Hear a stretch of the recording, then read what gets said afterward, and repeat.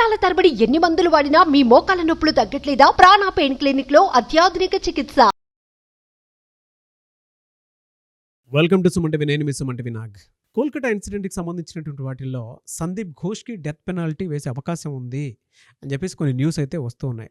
But అతనికి జరగాల్సిందే. And ఇంకొకటి ఏంటంటే, ఇంత క్రిమినల్గా వాళ్ళు ఆలోచించి ఈ విధంగా చేస్తారా అనుకున్నటువంటి ఆలోచనని ఈవెన్ సిబిఐ వాళ్ళు కూడా వ్యక్తపరిచినట్లు తెలుస్తూ ఉంది.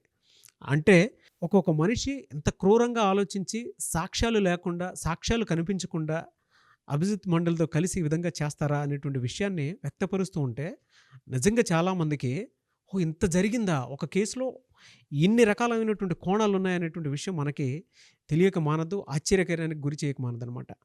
సో ఈ రోజు వరకు కనుక మనం చూసేటువంటి అప్డేట్స్ కనుక చూస్తే నిజంగా దేశం మొత్తం చూస్తున్నటువంటి ఈ కేసులో ఈ రోజు వరకు కూడా సత్వర న్యాయం కోసం మాతో పాటు ఉన్నటువంటి ప్రతి ఆడియన్కి స్పెషల్ థ్యాంక్స్. అయితే ఈ రోజు వరకు ఉన్నటువంటి అప్డేట్స్ ప్రకారం ఏం జరిగింది ఏంటి అనేది మనతో పాటు హైకోర్టు అడ్వకేట్ రవీంద్రనాథ్ గారు ఉన్నారు. వారి మాటలను తెలుసుకుందాం. Hello sir. హాయ్ అండి నాగరాజ్ గారు. సిబిఐలో జరిగినటువంటి విచారణ కనుక మనం చూస్తే అండి, ఒక్కొక్క విషయం మీరు నేను స్టడీ చేసేటప్పుడు అరే ఇన్ని జరిగే ఏంటి అంటే, ఒక కేసులో ఇన్ని కోణాలా అని చెప్పేసి మనకి సినిమాని తలపించినటువంటి, అంటే దానికి మించి కూడా ఉంది అని చెప్పడంలో ఏమాత్రం సందేహం లేదు. ఇప్పటి వరకు ఉన్నటువంటి అప్డేట్స్ ప్రకారం కనుక మనం చూస్తే ఏమున్నాయని నాగరాజ్ గారు, ఆర్జేకర్ హాస్పిటల్ సంబంధించినటువంటి రేప్ అండ్ మర్డర్ కేసు సంబంధించినటువంటి కొన్ని విషయాలు వెలుగులోకి వచ్చాయి. అందులో భాగంగా ఈరోజు జరిగిన కొన్ని సంఘటనలు మనం చెప్పుకొని అసలు విషయాలకు వెళ్దాం. నాగరాజ్ గారు, ముందుగా రేపు సెప్టెంబర్ 29 అంటే 29 సండే నాడు మరలా నిరసనకారులు ఒక పెద్ద ర్యాలీని తీయడానికి సన్నద్ధమవుతున్నారు. అంటే ఈ ర్యాలీ డిఫరెంట్ కాన్సెప్ట్ దిగుతున్నారు. బెంగాల్ వ్యాప్తంగా ఉన్నటువంటి యూత్లో ఉన్నటువంటి నిరసన దీక్ష, మనకు కావాల్సింది మనం ప్రభుత్వం ద్వారా కానీ కోర్టుల ద్వారా కానీ వాటిని మనం తీసుకోవాలి అన్నటువంటి బాధ్యతని యావత్ దేశ ప్రజానికానికి కూడా వీళ్ళు తెలుపుతున్న విధానం రియల్లీ హ్యాట్స్ ఆఫ్ నాగరాజ్ గారు. ఎందుకంటే రేపు సండే సాయంత్రం 6 గంటలకి ఎస్ప్లాండ్ అన్నటువంటి ఆ ప్రాంతం దగ్గర కొన్ని వేలాది మంది గుమికూడడానికి సిద్ధపడుతున్నారు. దీంట్లో ఎందుకు సిద్ధపడుతున్నారు అంటే, నెక్స్ట్ డే 1వ తారీఖు నాడు, అక్టోబర్ 1వ తారీఖు నాడు ఏదైతే సుప్రీంకోర్టు యొక్క ట్రయల్ స్టార్ట్ అవుతుందో, సుప్రీంకోర్టుకి మేము గుర్తు చేయాలి, ప్రజల్లో ఉన్నటువంటి మా ఫీల్ అనేది జ్యుడిషియరీకి తెలియాలి. ప్రజలు ఇప్పుడు ప్రభుత్వాధినేతలు ఫెయిల్ అయ్యారు, మేము ఎన్నుకున్నటువంటి నాయకులే మమ్మల్ని పూర్తి బద్ధశత్రులుగా ఉండి ఇంతటి అరాచకాలకి, ఇంతటి అక్రమాలకి పాల్పడుతున్నారు కాబట్టి వాళ్ళు ఎందుకు అన్ఫిట్, కాబట్టి మా నిరసన, మా మనసుల్లో ఉన్నటువంటి మా ఆగ్రహ జ్వాలలు వాళ్ళకి తెలియాలి, అంటే కోర్టుకి తెలియాలి, జ్యుడిషియరీకి తెలియాలి, కాబట్టి మేము ఈ నిరసన చేపడుతున్నామని చెప్పి వేలాదిగా రేపు సాయంత్రం 6 గంటలకి ఎస్ప్లాండ్ అనేటువంటి ఆ ప్రాంతం దగ్గర గుమిగూడడానికి సిద్ధపడుతున్నారు.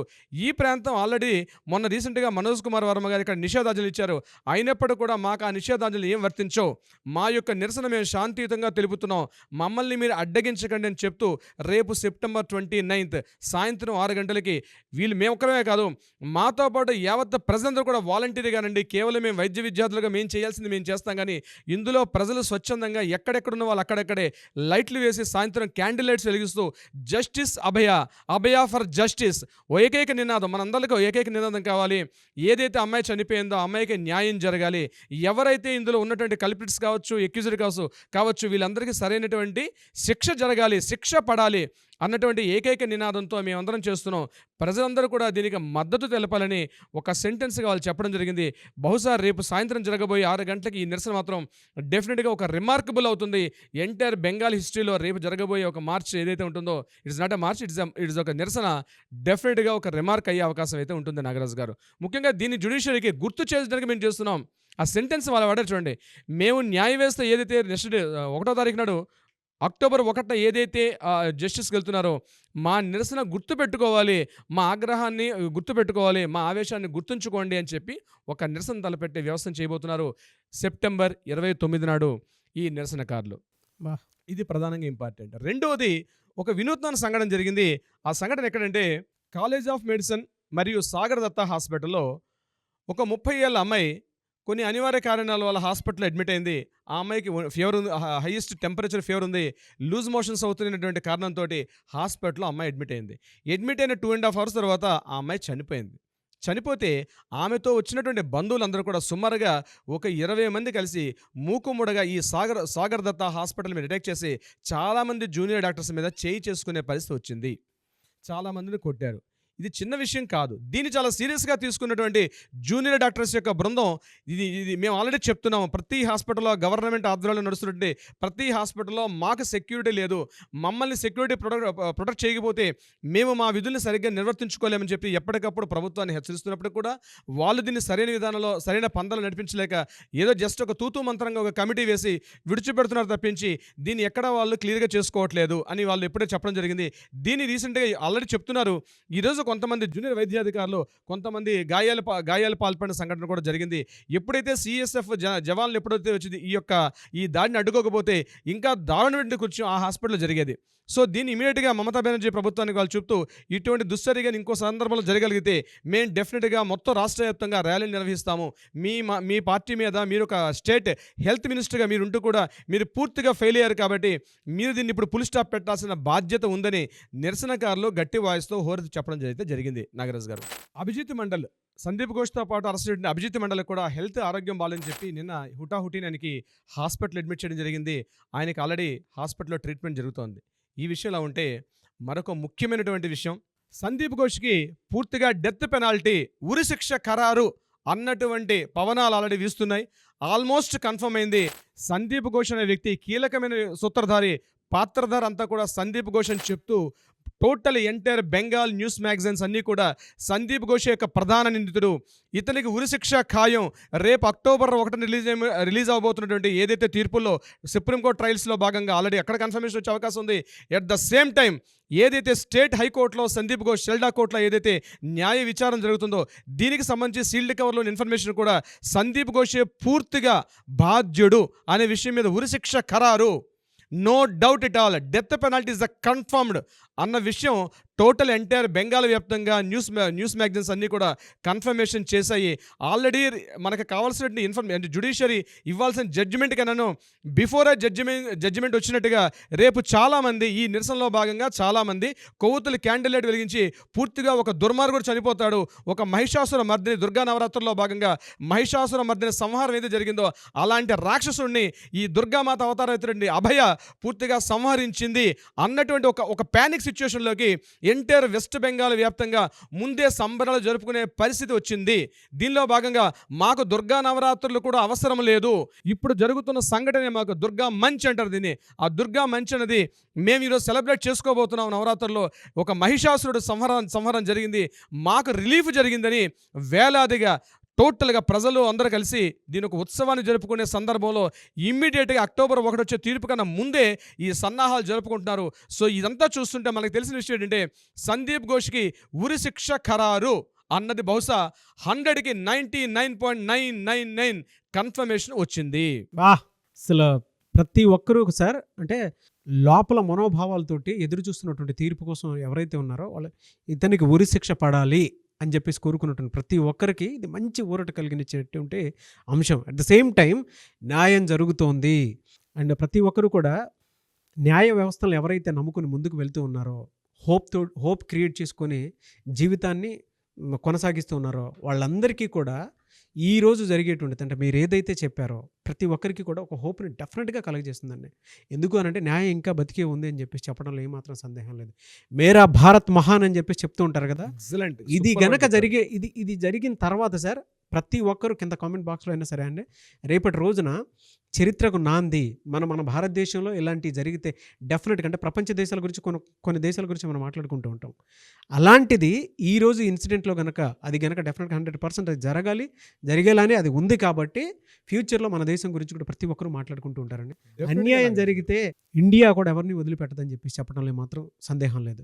వాళ్ళ పండగ వాతావరణం అక్కడ నెలకొనేలాగా రేపటి రోజు భారీగా ర్యాలీ తీసేటువంటి అవకాశం కూడా ఉంది.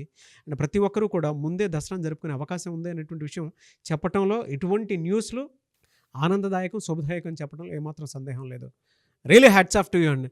అంటే మీరు స్టడీ చేసినటువంటి ప్రతి విషయం కూలంకషంగా మన తెలుగు రాష్ట్రాల్లో ఉండేటువంటి మన తెలుగు ఆడియన్స్కి ఈ విషయాన్ని అందజేయటం అనేది నిజంగా ఇందులో నేను ఉండటం అనేది నేను చాలా ప్రౌడ్గా ఫీల్ అవుతున్నాను మన ఆడియన్స్తో పాటు. సందీప్ ఘోష్ ఈ సిచ్యువేషన్కి దారితీసే పరిస్థితులు బహుశా ఈ లెంగ్తీ వీడియో అవుతుంది కాబట్టి నెక్స్ట్ వీడియోలో ఎక్స్క్లూజివ్గా సందీప్ ఘోష్ ఆయన ప్రయాణం ఎక్కడ మొదలైంది, ఏ దిశగా మలుపులు తిరిగింది, ముందుగా అనుకున్నటువంటి సంజయ్ రాయ్ ప్రధాన నిందితుడు అనుకున్నారు, కానీ కంటిన్యూస్గా డే బై డే చూస్తుంటే నాగరాజు గారు సంజయ్ రాయ్ నాడు స్క్రీన్ నుంచి పక్కకి వెళ్ళిపోయాడు, పూర్తిగా సందీప్ ఘోష్ పైకి వచ్చాడు. సందీప్ ఘోష్ మీద కూడా ఫస్ట్ ఇట్స్ వెరీ ఇంట్రెస్టింగ్ అంటే సందీప్ ఘోష్ మీద దీనికి సంబంధించిన ఎఫ్ఐఆర్ నమోదు కాలేదు. టోటల్ స్టార్ట్ అయింది ఏంటి, ఆర్థిక అవకతవకలు, ఫినాన్షియల్ ఇర్రెగ్యులారిటీస్, దాని తర్వాత అక్రమార్జన కేసులు, ఎన్ఫోర్స్మెంట్ డైరెక్టర్ యొక్క దాడులు ఇవి జరిగాయి. అక్కడ నుంచి కూపీ లాగితే ఒకే ఒక లెటర్ అండి, ఒక సింగిల్ లెటర్. ఏం జరిగింది, ఒక లెటర్ ఏంటి అంటే ఒక్కసారి మనం రీక్యాప్కి వెళ్తే అర్థమవుతుంది. రీరైట్ చేసినటువంటి లెటర్, రీరైట్ చేసే లెటర్, మెయిన్ లెటర్ ఎక్కడంటే ఇక్కడ జరుగుతున్నటువంటి ఇమీడియట్గా డిమాలిషన్ ఎక్కడ చేస్తున్నామో ఈ పీడబ్ల్యూడీకి రాసిన లెటర్, ఈ పీడబ్ల్యూడీకి ఆయన హ్యాండ్ రైటింగ్తో రాసిన లెటర్, ఇమీడియట్గా ఇక్కడికి వచ్చి వర్క్ స్టార్ట్ చేయండి అన్న లెటర్ తోటి సిబిఐ వాళ్ళు అక్కడ నుంచి తీగలాగితే డొంకంతా కదిలినట్టుగా అక్కడ మొదలు పెట్టారు. ఇతను అంత ఇంట్రెస్ట్గా ఇమీడియట్గా పీడబ్ల్యూడీ వర్క్స్కి ఎందుకు లెటర్ రాశారు అన్నది అక్కడ స్టార్ట్ అయినటువంటి ఎంక్వైరీ మెల్లమెల్లగా ఈయన అక్రమార్జన కేసుల నుంచి దారి మళ్లించి కంప్లీట్గా ఈయన వైపు ఎంక్వైరీ స్టార్ట్ అయింది. సంజయ్ రాయ్ అనేవాడు పూర్తిగా జైల్లో ఉన్నాడు, ప్రెసిడెన్సీ జైల్లో పూర్తిగా 3 పూట్ల మెక్కి తింటున్నాడు ఆహారాన్ని, పూర్తిగా అతను బాగానే ఉన్నాడు. బట్ ఎంటైర్ స్టోరీ అంతా కూడా సందీప్ ఘోష్గా రోజుకు 3 సార్లు జైలు కోర్టుకు వెళ్తున్నాడు, డైలీ 3 సార్లు కొన్ని వందల గంటల పాటు లెక్క వేస్తే ఇప్పటికి నాకు తెలిసి 200 పై మాటగా ఆయన ఇంట్రాగేషన్ ఎదుర్కొన్నాడు. ఆయన ఒక్కొక్క సందర్భంలో ఒక్కొక్క న్యూస్ చెప్తుంటే ఎంటైర్ సిబిఐ వల్ల విస్తుపోయి నిజాలు వచ్చాయి. రీసెంట్గా మనం నిన్న చెప్పుకున్న వీడియోలు ఏంటంటే సందీప్ ఘోష్ తన ఆ ఆపరేషన్ థియేటర్ని ఒక అడ్డాగా చేసుకొని, ఒక మాఫియా అడ్డాగా చేసుకొని ఇన్ని దుశ్చర్యలకు పాల్పడ్డాడు. అక్కడ అభయ ఏ రకంగా ఇన్ఫర్మేషన్ అంటే చిన్నది మనకి రిపబ్లిక్ టీవీలో వచ్చేట్టు ఒక చిన్న ఇన్ఫర్మేషన్ తోటి మనం ముందుకెళ్ళాం నాగరాజు గారు. సో యాక్చువల్గా మనకి హైలైట్ చేసింది అక్కడ అనమాట. ఏం జరిగింది అక్కడ, ఎక్కడైతే అభయ అనే అమ్మాయి కంప్లీట్గా ఆ ప్రాంతానికి వెళ్ళింది, ఆ జరుగుతున్నటువంటి వ్యవస్థను మొత్తం కూడా వీడియో క్యాప్చర్ చేసింది. ఈ వీడియోని ఇవ్వమని చెప్పి తను ప్రెజర్ చేశాడు. ఇమీడియట్గా ప్రసూన్ చటర్జీ ఈ మీద ఫిజికల్ హెరాస్మెంట్ చేశాడు అన్న విషయం అక్కడ ఆగింది. సో ఇప్పుడు ఈ కేసులో ఎవరెవరైనా మూకుమ్మడిగా పార్టిసిపేట్ చేశారా, ఎవరో ప్లాన్ ప్రకారం అభయ మీద దాడి జరిగింది, ఏ రకంగా జరిగింది, విత్ టైమింగ్స్తో సహా, టైం లైన్తో సహా ఏ రకంగా ఎంతమంది ప్రణాళికలు వేశారు. ఎందుకంటే ఆ రోజు సంఘటన జరిగిన సమయానికి సందీప్ ఘోష్ కన్నా ముందే వెస్ట్ బెంగాల్ లాబీలో నుండి కీలకమైన అవిగ్డే మొదలుకొని చాలామంది, విరూపాక్ష బిశ్వాస్, అవిగ్డే మొదలైన కీలకమైన వ్యక్తులు, 14 కిలోమీటర్ల డిస్టెన్స్ ఉన్న వ్యక్తులు, సందీప్ ఘోష్ జస్ట్ 2 కిలోమీటర్స్ రావాల్సిన ఇతన్ని రీచ్ అవ్వకుండా 14 కిలోమీటర్ల ఉన్న వ్యక్తులు వచ్చి ఆ యొక్క సంఘటన స్థలాన్ని క్యాప్చర్ చేయడం, అక్కడ పూర్తిగా వాళ్ళు దాన్ని క్యాప్చర్ చేసి ఆ ప్రాంతాన్ని సాక్ష్యాధారాలను పూర్తిగా రూపుమాపేయాలి అని ఏకైక దీంతో వాళ్ళు చేసినటువంటి అరాచకం ఇంత అంతా కాదు నాగరాజు గారు. నిజంగా సిబిఐ వాళ్ళకి మనం ఈ విషయంలో హ్యాట్స్ ఆఫ్ చెప్పుకోవాలి. ప్రజలు ఉవ్వెత్తున సిబిఐ ఇంట్రాగేషన్ దర్యాప్తు సంస్థ సరైన దిశలో చేయట్లేదు, సిబిఐ ముత్తుకుంటున్నారు, లేదు ఇక్కడ సాక్ష్యాధారాలు తారుమారైపోయి మొత్తం ట్యాంపరింగ్ జరిగింది, మాకు హ్యాండ్ ఓవర్ చేసేసరికి 4 days అయిపోయింది, అప్పుడే సార్ సిబిఐ వాళ్ళ ఇంట్రాగేషన్ బయటపడేది. అన్ని సాక్ష్యాలు అంటే సిబిఐ ఎందుకు, లోకల్ పోలీసులు చేస్తారు. ఇంట్రాగేషన్ వాళ్ళకి ఇన్వెస్టిగేషన్ చేసేసరికి ఆధారాలు లేవు, ఎటువంటి ఎవిడెన్స్ లేవు. మనం ఫస్టే చెప్పాం, ఆ లేడీ సిబిఐ ఆఫీసర్ ఒక లేడీ వచ్చారని చెప్పి, షీఈస్ ద పర్ఫెక్ట్ వర్కింగ్ చేస్తుంది ఆవిడ మరోసారి ప్రూవ్ చేసుకున్నారు. ఈ సందర్భంగా ఏదైతే ఈ కేసు ట్యాంపరింగ్ జరిగిందో, సాక్ష్యాలు లేని విషయంలో మళ్ళా సాక్ష్యాలని రీకలెక్ట్ చేసి సిబిఐ రేపిచ్చే సీల్డ్ కవర్ల ఇన్ఫర్మేషన్ ఏదైతే ఉందో డెఫినెట్గా మీరు ఇందాక చెప్పినట్టుగా ఒక చారిత్రాత్మకమైన తీర్పుకి ముందుకు వచ్చింది. దీంట్లో ముందుగానే సీజీఐ వాళ్ళు న్యూస్ కూడా రిలీజ్ చేశారు. మేము ఇప్పటి వరకు మన సీజీఐ మీరు కూడా చూసుకోవచ్చు, ఆన్లైన్లో దొరుకుతుంది, www.cga.gov.in. అంటే సుప్రీంకోర్టు మేము ఇచ్చినటువంటి చారిత్రాత్మకమైన తీర్పుల కోసం వెబ్ పేజీలో మేము కంప్లీట్గా ఒక పేజ్ క్రియేట్ చేసాం. ఎవరైనా కావాలనుకుంటే ఈ సైట్లోకి రండి, ఇక్కడ పూర్తిగా మేము ఇచ్చిన చారిత్రాత్మకమైన తీర్పులు మీరు ఇక్కడ చూడొచ్చు అని చెప్పి ఈరోజు సుప్రీంకోర్టు ఒక ఇన్ఫర్మేషన్ క్లియర్ చేయడం జరిగిందంటే రేపు జరగబోయే తీర్పుకి వాళ్ళు కూడా ఉత్సాహంగా ఉన్నారు, ఏం జరగబోతుంది. సో పబ్లిక్ కూడా ఒక పార్ట్ ఆఫ్ ద పబ్లిక్ కూడా చేసుకుంటారు. వీలైతే www.cja.gov.in సైట్కి వెళ్తే రీసెంట్గా గడిచిన 20 yearsలో మేము ఇచ్చినటువంటి చారిత్రాత్మక తీర్పులు మీకు చాలా సింపుల్ ఇంగ్లీష్ లాంగ్వేజ్లో ఉంటుంది, మీరు కూడా చదువుకోవచ్చు అని చెప్పి పబ్లిక్ ఒక విషయం చెప్పడం సీజేఐకి, ముఖ్యంగా చంద్రచూడ్ గారికి ఇక్కడ నుంచే అనేక వందనాలు తెలియజేసుకుంటున్నాం నాగరాజు గారు. డెఫినెట్గా అండి, కుదిరితే చంద్రచూడ్ గారి మీద కూడా ఒక వీడియో చేద్దాము. మన ఆడియన్స్ కన్నా కోరుకొని నిజంగా అటువంటి న్యాయమూర్తుల గురించి మనం తెలుసుకోవాల్సినటువంటి అవసరం, బాధ్యత ఉంది. సో డెఫినెట్గా అటువంటి వారిని కూడా మనం సపోర్ట్ చేయాలి. సో ఎనీవేస్ గ్రేట్ అండి, very proud of you Ravindranath garu. ఇవాళ ఎవరికైనా అన్యాయం జరిగింది అని అంటే తెలుగు రాష్ట్రాల నుంచి ప్రతి ఒక్కరు మీకు ఫోన్లు చేసి దయచేసి మా కేసుని టేకప్ చేయండి అని చెప్పేసి మాట్లాడుకుంటూ ఉన్నారు. ఎందుకంటే కోల్కతా ఇన్సిడెంట్కి సంబంధించినటువంటి వాటిల్లో ఈ రోజు వరకు కూడా మీరు ప్రతి దాంట్లోనూ అంటే డే 1 నుంచి సార్ లేదు సార్ ఇది చారిత్రాత్మక తీర్పు అవుతుంది.